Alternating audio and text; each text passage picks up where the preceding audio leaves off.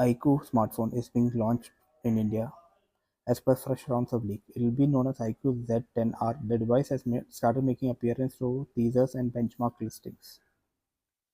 It is expected to feature a quad-core display with thin bezels and central punch-hole camera. Its rear camera module resembles the V50 series with dual camera layout and aura light for portrait photography. The back panel is made of plastic with subtle curve for comfort. Apart from blue, it may come in other colors as well.